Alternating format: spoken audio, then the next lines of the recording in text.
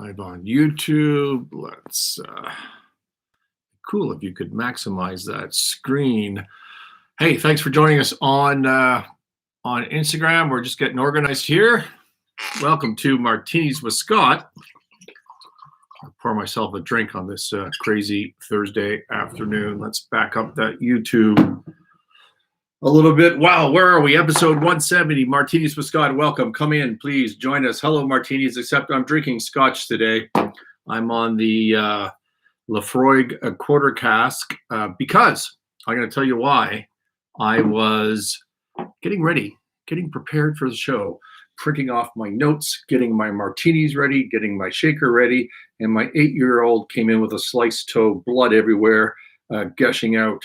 And I had to abandon everything I was doing and go do some first aid. And I just got back here in the nick of time. So quickest thing I can do is pour myself a little scotch. Cheers to everybody. Thank you for joining me. Hey, I was on lockdown last week. No, not COVID, court.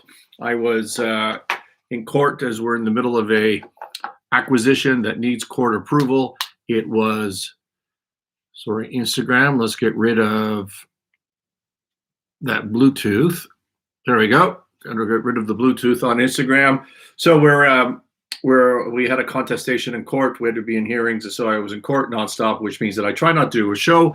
I try to just stay silent lest I say something stupid out of frustration. So it's good to be back, and I have big news. We have big news as to the court hearing, the ruling, the judgment that came out of that, which was in our favor.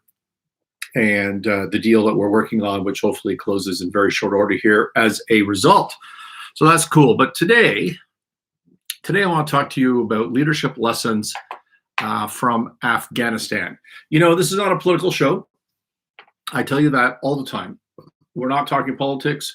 I'm not taking sides on the right or the left. I'm not trying to attack leaders for any of their failings or their political positions. And I know that no matter what I say, particularly on U.S. politics, no matter what I say, people are going to jump in and they're going to attack me based on their political paradigm, on the team that they're on. We do not talk about politics.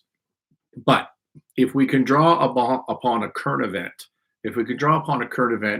and reinforce some of the lessons and the framework that we talk about, the winning momentum methodology that I promote on this show, that I've created and promote on this show, if we can apply that to real events to help people understand, to help you learn, then that's what we're going to try and do.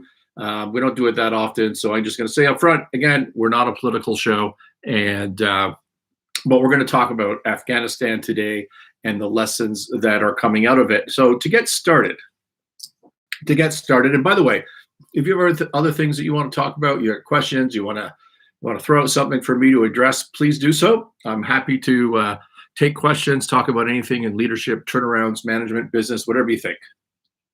But apart from that, I'm going to roll through my Afghanistan agenda here.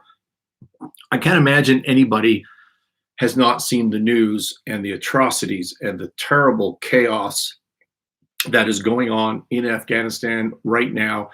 And, you know, this is a business show, and you think, well, Scott, could there be a parallel? Could there be a parallel between war and the chaos that's going on there and the chaos of a troubled organization, of a company heading into bankruptcy, of payrolls not being met? Well, I think there is. From a leadership perspective, I think many of the lessons are the same, which is why we're going to talk about that. Now, Afghanistan right now that you've been following, and I can't imagine anybody's escaped the news entirely, but just for everybody's frame of reference, let's set the table here. Let's talk about some facts and some reporting within the context of fog of war. You know, shit's going down pretty quickly there. None of it's good, and I don't necessarily believe everything I hear on the news, on any side of the news, because of the fog of war concept. You know, just getting the reporting out, having it be honest, having it not be agenda fulfilling and slanted in a certain way. I mean, there is an element of fog of war. We're going to learn 100% for sure. We're going to learn a month from now, 2 months from now, that some of the things we thought to be true today weren't true. but we don't know which things those are. And so, we're going to talk about what we think we know to be true based on the reporting. And so there's a lot, by the way, there's a lot of things going on in the last week in Afghanistan, so much so that I have whiteboards all over the back of this studio, my office here in beautiful Fernie, British Columbia. And I covered yesterday my whiteboards with little scribbles on all my notes on Afghanistan, and covered the whole whiteboard, so much so that my wife came down here last night and she told me that she thought I'd gone nuts, that I was just getting out my confused thoughts on Afghanistan, and I turned into one of those guys that prints random stuff off the internet and tapes it to their wall and tries to come up with a unified universal version of theory of everything.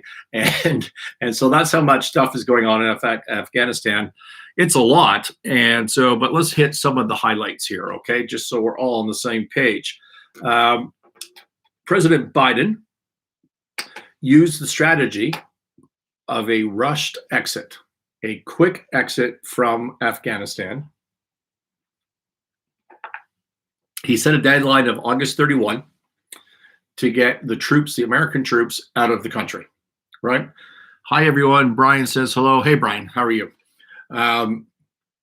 Set the deadline of August 31 to get the troops out of the country, and he did so before he got civilians out of the country, before he got American citizens out of the country, before he got Afghan contractors out of the country.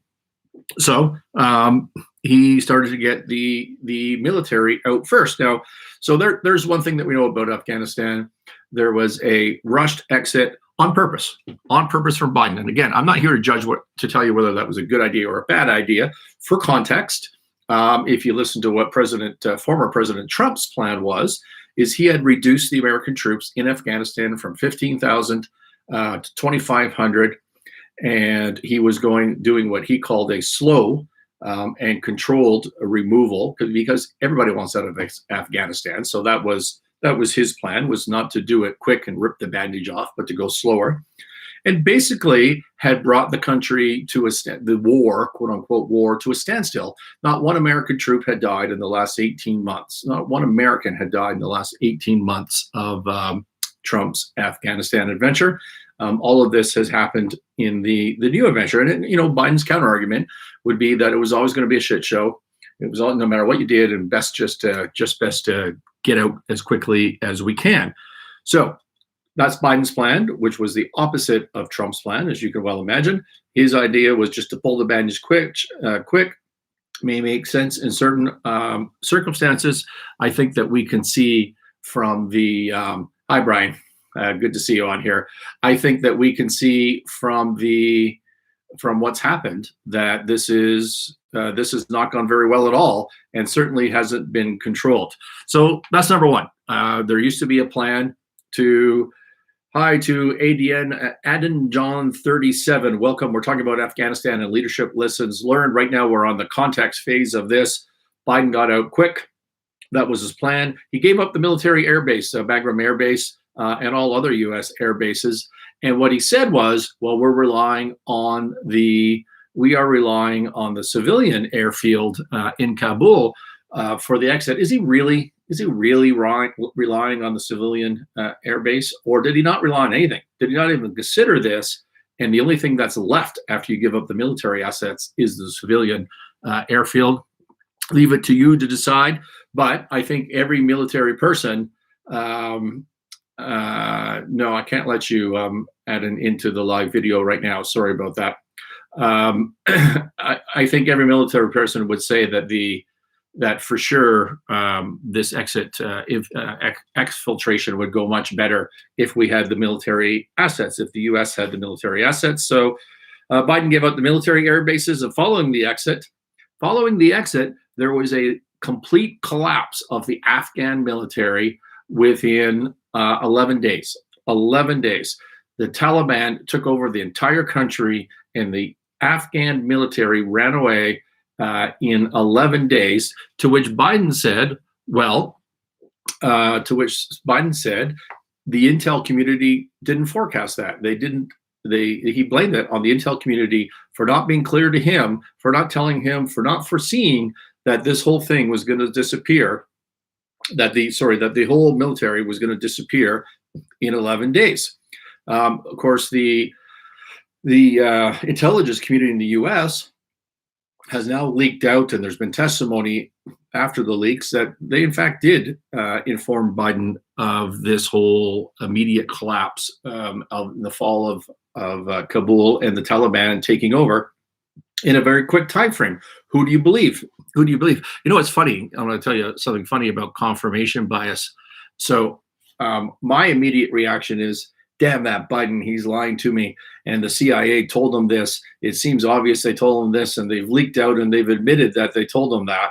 Yet for 5 years, about 5 years, right? 5.5 years since I was ever introduced to, by the news, not in person, to Comey, Clapper, who was the CIA guy? Brennan. Oh my God. This triumvirate just seemed like the most evil people on the face of the earth to me, lying for their own personal goals and trying to attack democracy, no matter what you think about Trump. But these people just seemed evil and terrible. Yet here I am believing the intelligence services when they say, no, we told Biden. I was thinking about that this morning. I'm so fed up with the leadership of, in this particular instance and others, but on this particular instance on the Biden front, that I'm prepared to believe the Secret Service, or not Secret Service, keep saying that, the intelligence community, who I have disbelieved every damn thing they've said for 5 full years. And now all of a sudden I'm going, oh yeah, that makes sense. I believe them in this case. That's confirmation bias, folks. And you should always be aware of that. Okay, so we've got that fact. The Afghan army military fell in 11 days. Kabul is gone. To which Biden gets up, right? Again, we're talking about the context here. Biden gets up and says, everything's fine. We're all good. He has a press conference. He says, everything's fine. This is all going to plan. This is the way it's got to be. And so he argues against what we can see with our own eyes. He tells you everything's fine. Yet, at the same time he's saying that everything is fine, we see images. We see images on TV of hundreds of people fighting in the airport, hanging on to planes, hanging on to the landing gear of airplanes as they're taking off down the runway so that they can fall to their death when they can no longer hang on and they're way up in the air and the speed is too much. I saw some report of about a 17-year-old Afghani kid who did exactly that and of course died, and he had talked to his brother in America immediately before that, had promised them he would try to get home, and said to his friends, he says, I just got to try to get out of here. And so that was his plan. It's just so sad. So at the same time, we're seeing this on TV and hearing these stories that resonate so much with us. Make sure to share the GoFundMe page with all your family and friends. Do everything you can. Even $1 can help those poor kids and families in Pakistan to get clean and healthy sources of.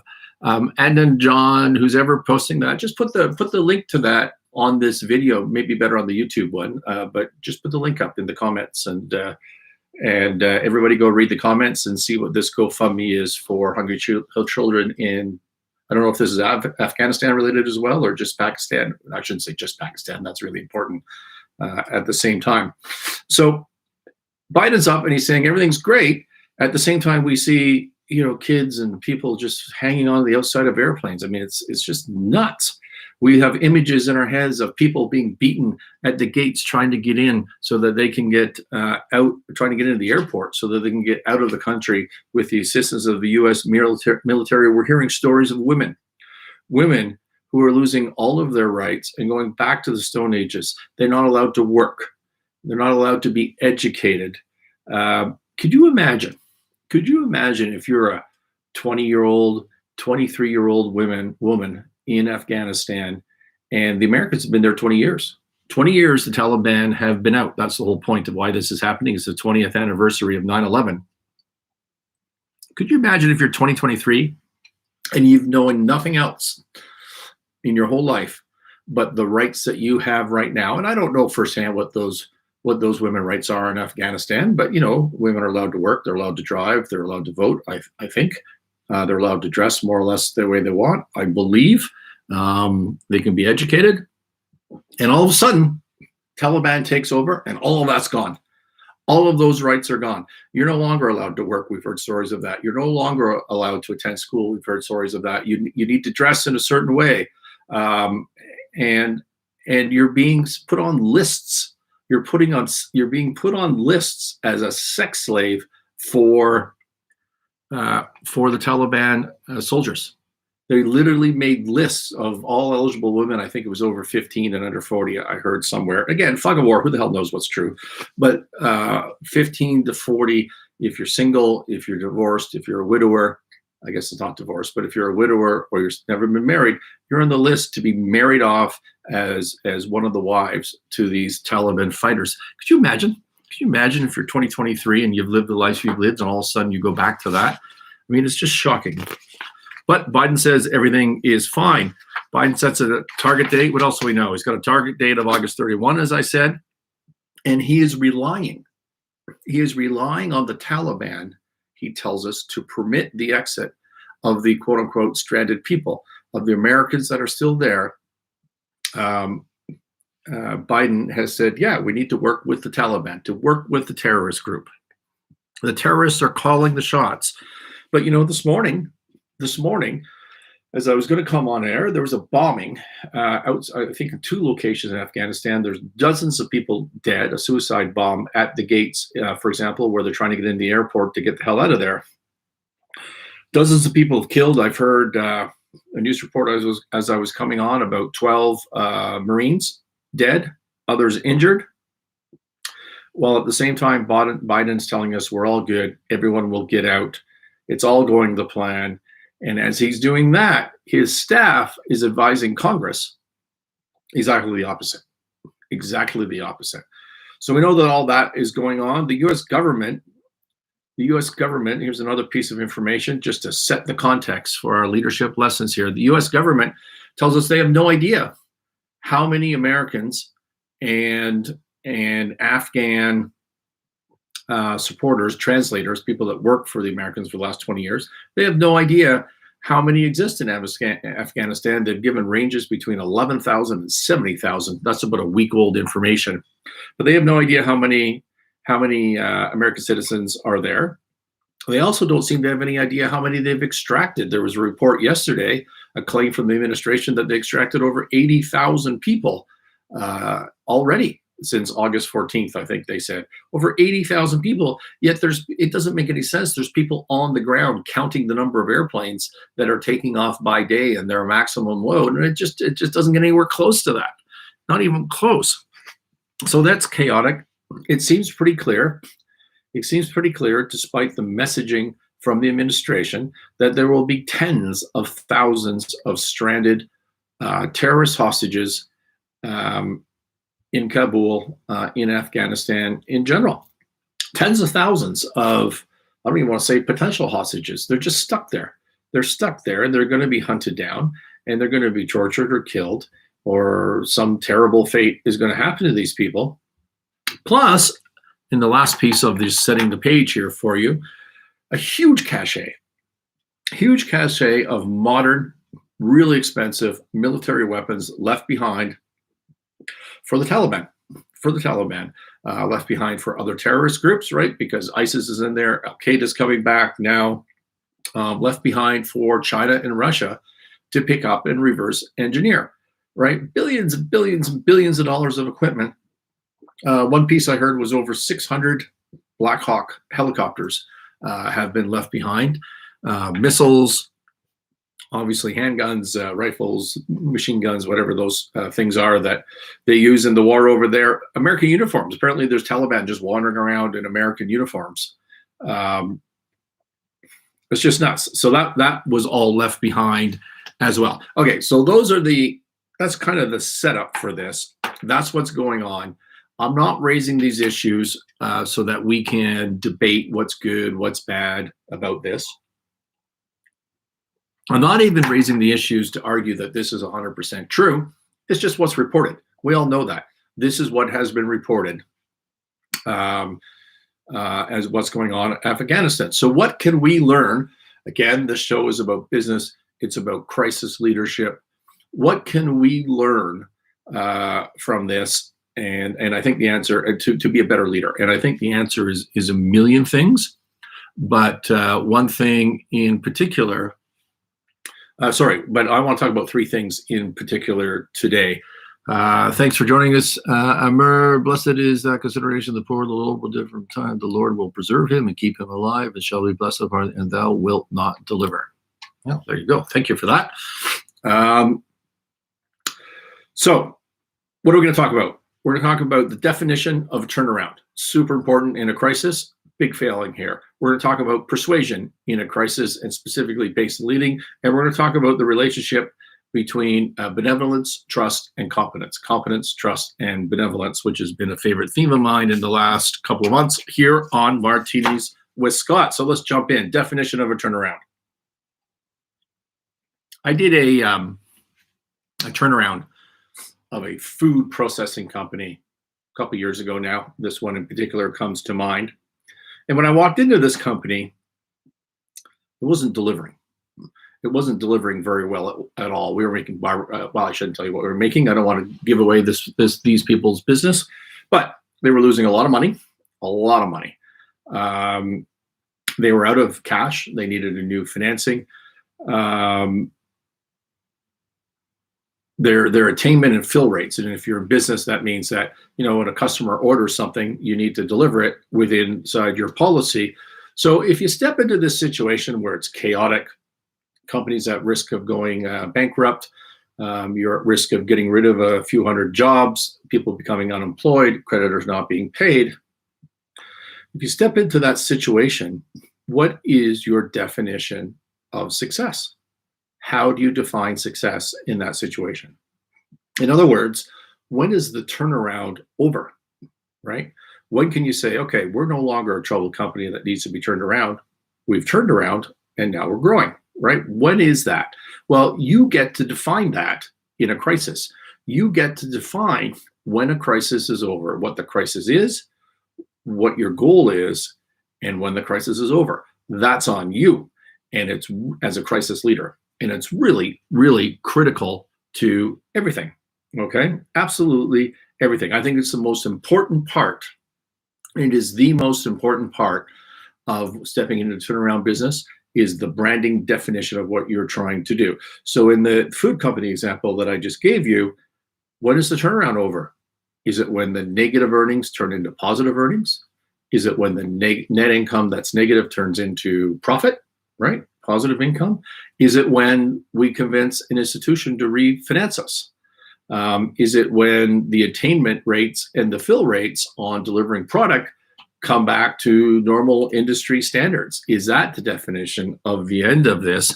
I focus on this show. I say that Martinis with Scott is a show about winning momentum in life and in business. Winning momentum. The momentum to me is everything. To me, the turnaround happens when you wake up every morning, instead of things being a little bit worse, today things are a little bit better. And tomorrow things will be a little bit better again. To me, that's the turnaround, because if you have positive momentum in any crisis, you can start to attract resources. You can start to, that's human resources and capital resources. I'm getting more scripture from somewhere being thrown at me here. I'm gonna read that later, and John, so I don't leave my train of thought here, but I appreciate it, and thank you very much. So when is the crisis over? And why is it important to define that? I'll tell you why. Because a large part of a turnaround of a crisis is persuasion. It's about convincing your stakeholders that you've accomplished some goals and you're heading in the right direction and things are getting better, so that they support you, because you can't be supported forever if you don't have any definition as to where you're heading and why, and clarity on that. So in the business, how do you say to your employees, you're no longer a troubled company, we've turned around and we're heading in the right direction? How do you say to your bankers that you've turned around and you're heading in the right direction? What about your customers? What about your suppliers? All stakeholders of the business need to understand what a definition is, and of success is, and they will they will have a definition of success. Do you want them to make it up themselves, or do you want to tell them what the definition of success is? Let's apply this to Afghanistan. The Americans have been there 20 years. 9/11 was 20 years ago this September, in a couple of weeks here. They've spent somewhere between $2 to $3 trillion on this war, which used to be a lot of money, in the context of the bills that the Democrats passed. Maybe it's just a drop in the bucket. 2,500 roughly U.S. deaths, near as I can tell. Okay, so trillions of dollars, several thousand U.S. deaths in this war. That's what they have done. Okay, to you, when you feel this, when you think about this, when you look at what's going on today, has this Afghan war been a success for the U.S.? Has this been victory? Is this what success looks like to you? Right? Think of the facts that we discussed at the beginning of this show. There's likely tens of thousands of hostages stranded in Afghanistan that may never get out. What is going to happen to those people? Does this feel like victory, or does it feel like a surrender to the Taliban? Does it feel like the terrorists are coming back with the bombing today? Does it feel like the terrorists and the bad guys from the U.S. perspective, are feeling a vacuum? Feels like a loss to me. Does it feel like a loss to you? Throw it out in the comments if you want. I'd like to see what you say, but it feels like loss. But think back. Think back to 2001 when this all started, when those towers came down and thousands of people were killed, and their families, losing husbands and wives. That terrible event, and President Bush at the time, heading into war with Afghanistan. Think back to that time if you're old enough, and what were the specific goals?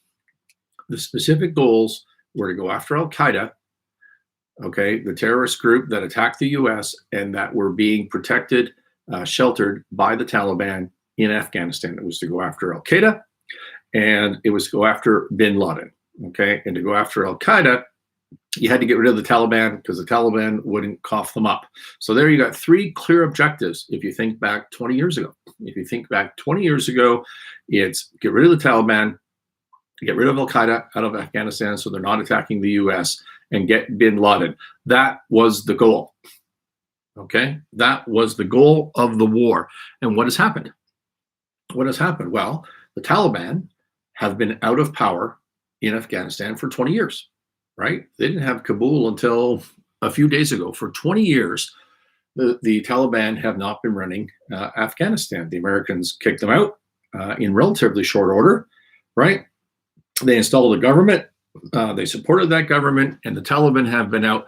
That doesn't mean they're all dead, right? Maybe they went to their mountains. Maybe they went into Pakistan, whatever. I'm not an expert in this area, but it doesn't mean they're all dead. But 20 years, 20 years, 20 years Taliban have been out, and that was one of the objectives.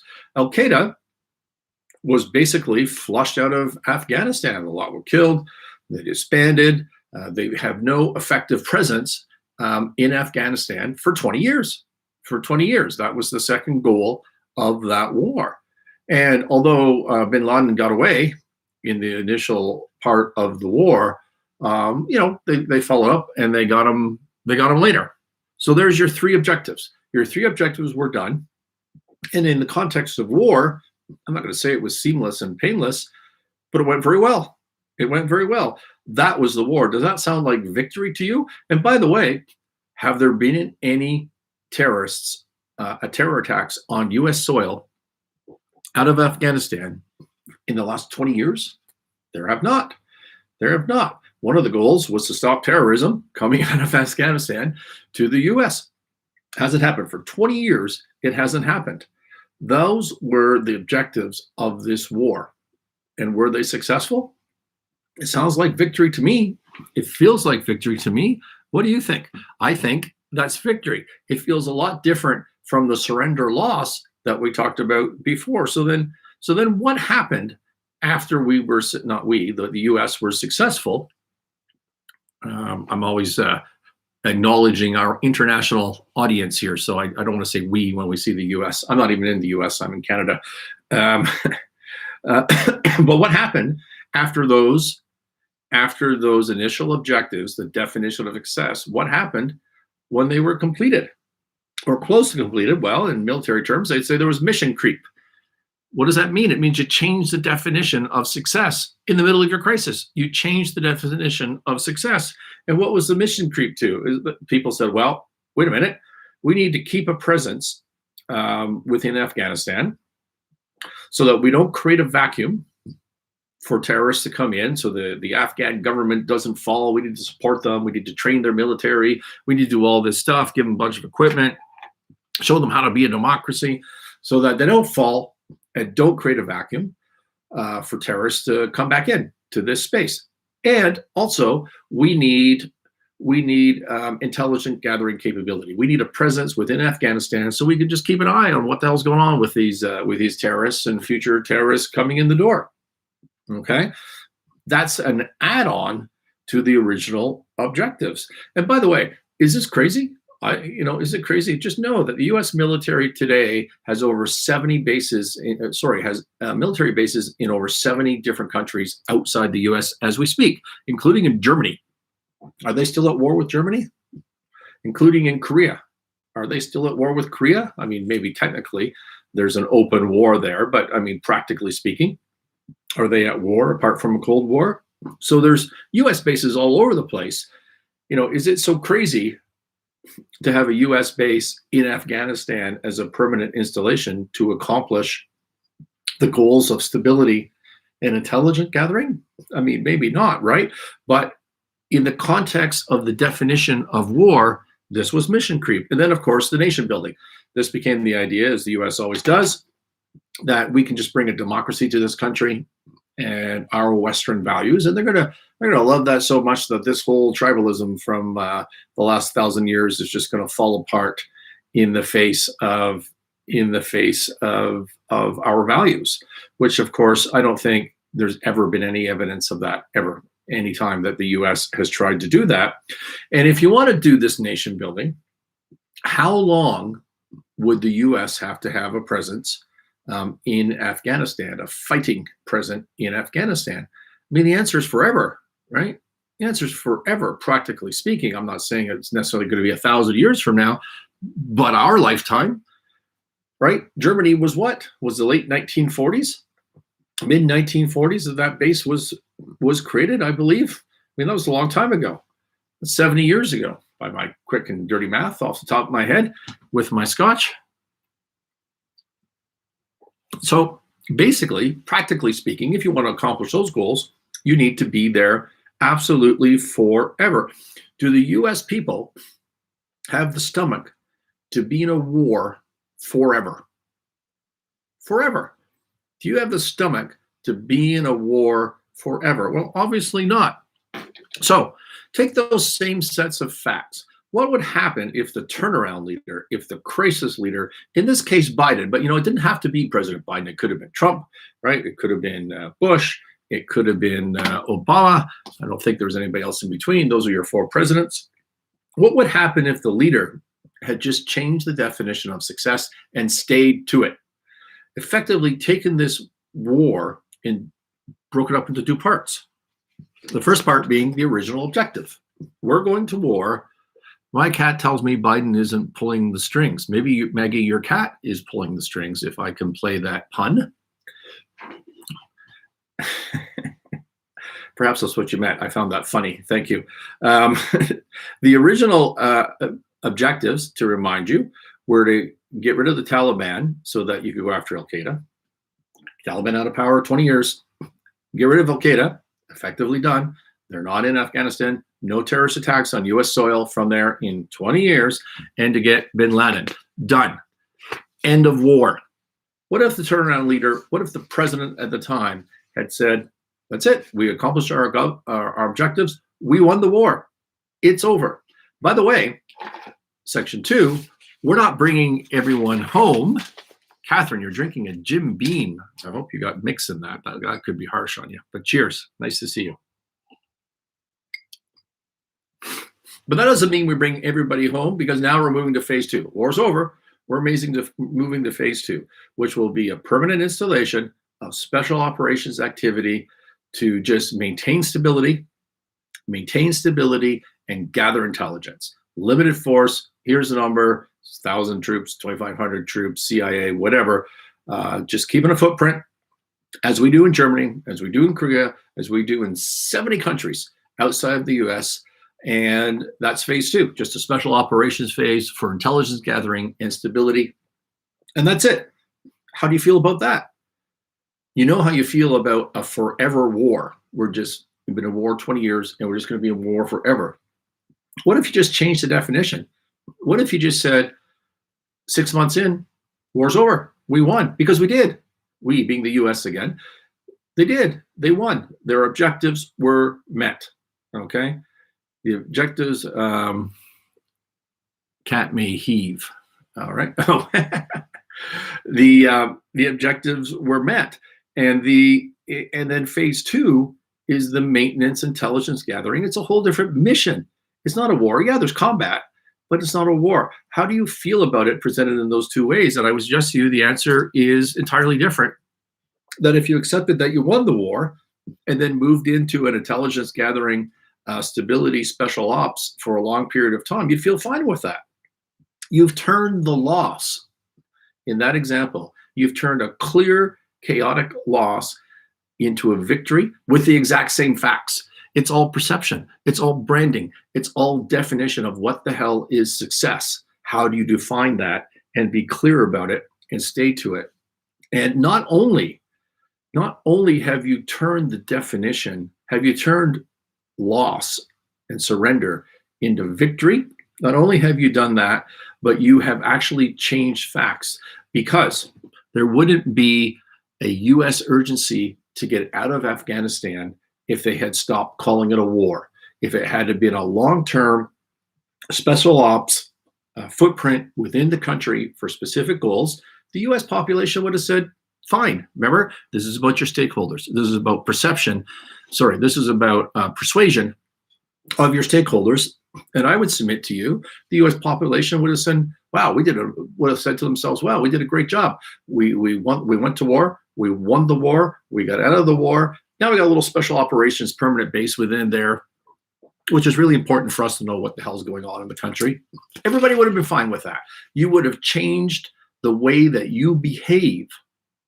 You would have changed the way that you behave simply by changing the definition of success. You need to define what a turnaround is. You need to define what success is, because if you don't, someone else is going to do it for you. Okay, so there's point number one on leading in a crisis. Don't underestimate the power of definition. By the way, just as I have a little bit of time here, I just think about this on the COVID as well. The exact same point. Do you remember when Fauci initially wanted the whole world to go into lockdown? We need to wear masks. We need to go on lockdown. Think back to March, April 2020, year and change ago now. What was the goal? What was the mission? What was the definition of success in that crisis? Do you remember? It was 15 days to flatten the curve. What does flatten the curve mean? It doesn't mean you're not going to get sick. It doesn't mean we're eliminating COVID. It doesn't mean we're never going to hear about this disease again. What it means is we don't want to spike overwhelming the hospitals. We just want to flatten the curve, not eliminate the curve, just flatten the curve, right? That was the pitch. That was the definition of success. If you think back, whatever that is, 15 months ago now, then what happened? Then what happened is mission creep. The definition of success changed. Then it became a whole bunch of different things, more flattening the curve. But now it's, I don't even want to see a case of this virus ever again. Hey, Poke, how you doing? I'm going to give you a wave. We're talking about Afghanistan and leadership lessons. Jeff, feel free to pitch in. So it moved from flattening the curve, and then there was a definition change, and the change went to, we don't ever want to see this again. We're going to wait for the virus. We're going to wait for the vaccines, right? And now it's like, well, there's variants, and now we don't want to see it again. Look at New Zealand. They had one case. One case, they locked the whole damn country down for one case, not a death, not a hospitalization. One reported case, they locked the entire country down. Okay, you need to define success, and then you need to stay with it.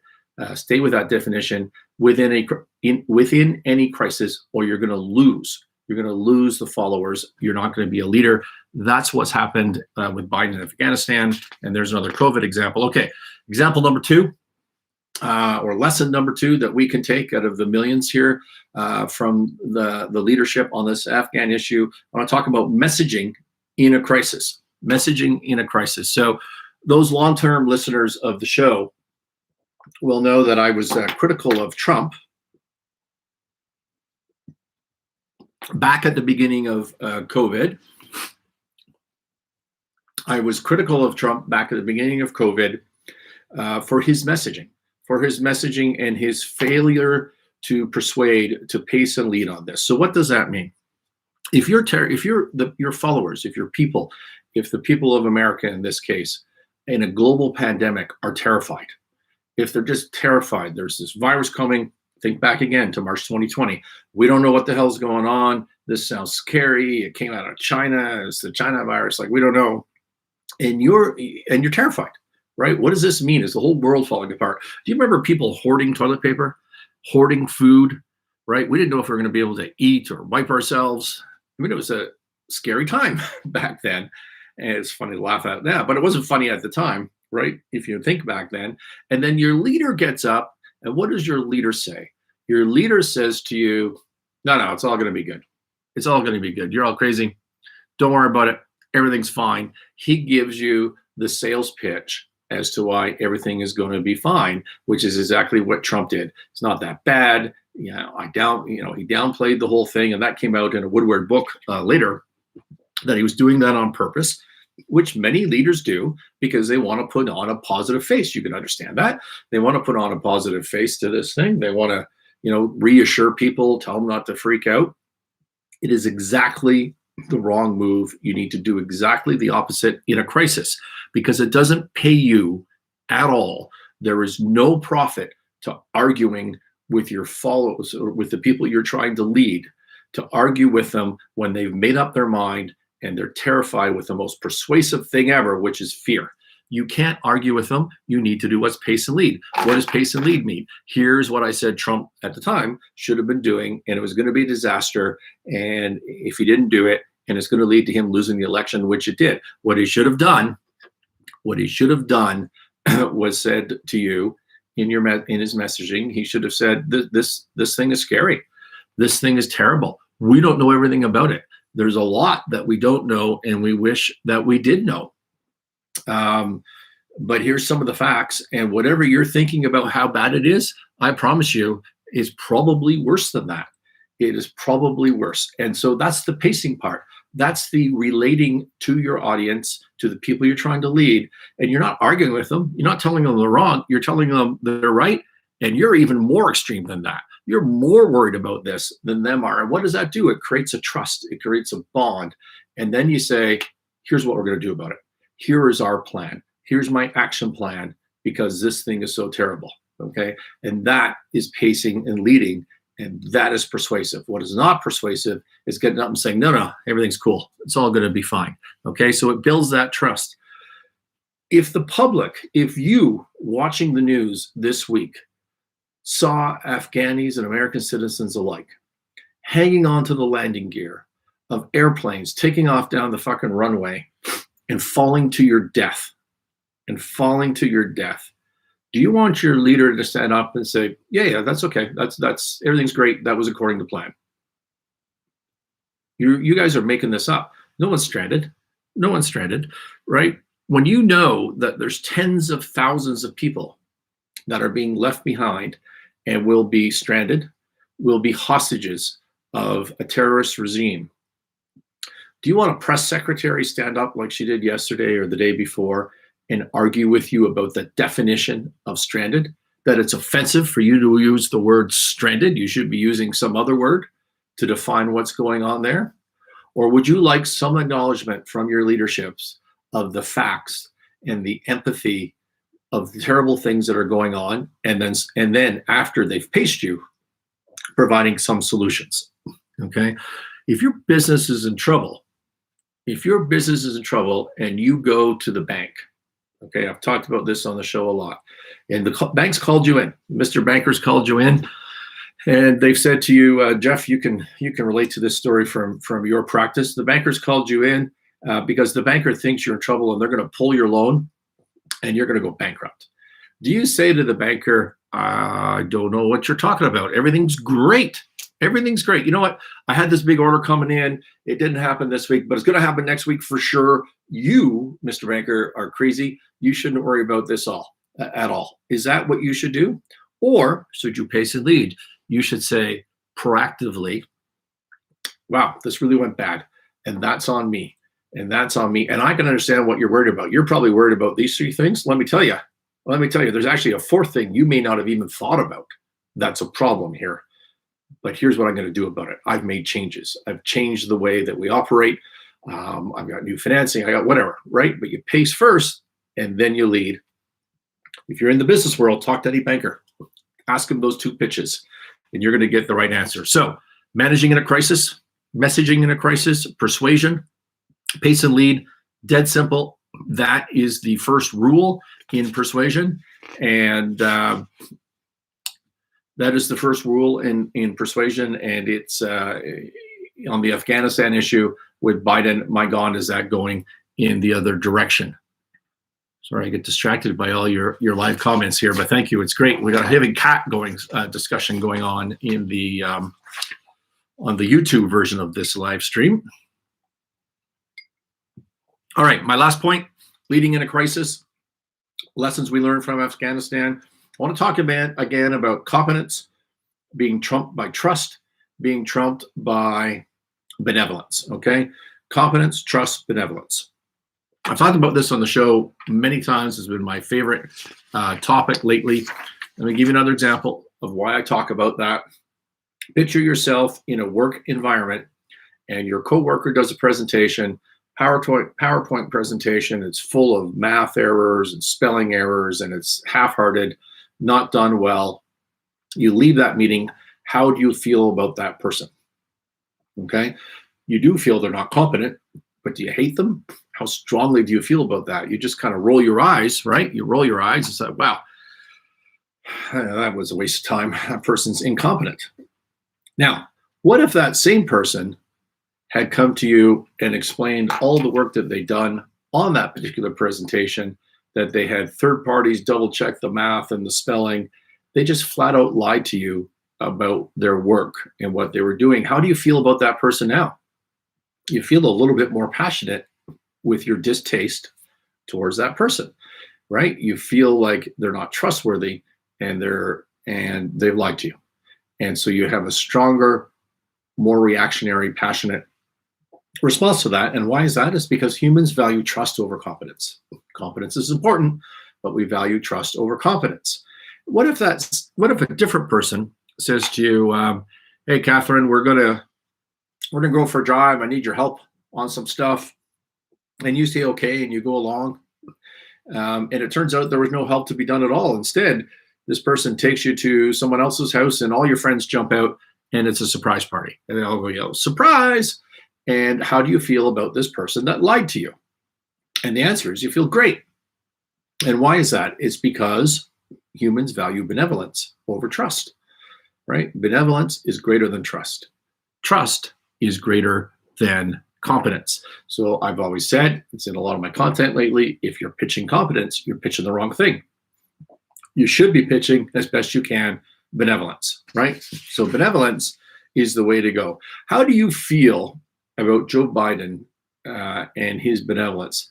Does he care about the people in Afghan? Does he care about the Americans? Is he benevolent? How has that messaging worked for you in the last couple of weeks? Does he care?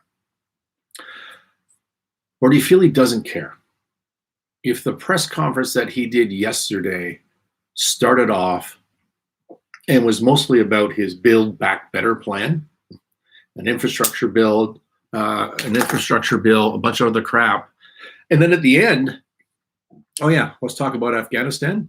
Does that make you feel like he's benevolent and he gives a shit about the people that are being left behind and the hostages? If your press secretary is arguing with you over the use of the word stranded, does that make you feel like they care at all about the people that might be quote unquote stranded? Do you feel like the Biden administration is benevolent?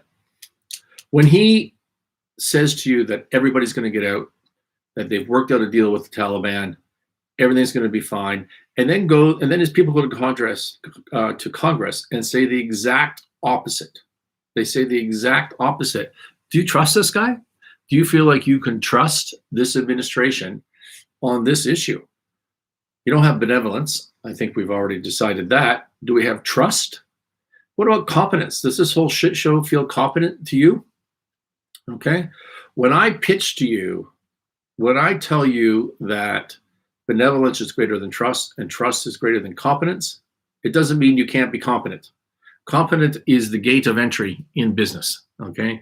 It's the bottom of the hierarchy. And then you need to build from there. In this example that we're talking about today, you just have a lack of everything. This may be the worst display of leadership I've ever seen in my life, ever, in crisis leadership. That's my opinion, okay? And that's not a political opinion. It's a leadership opinion. Thank you, everybody, for joining me. That's been, where have we been, 51 minutes. That's enough today on Martinis with Scott. Big news coming, big news next week. Hope you enjoy it.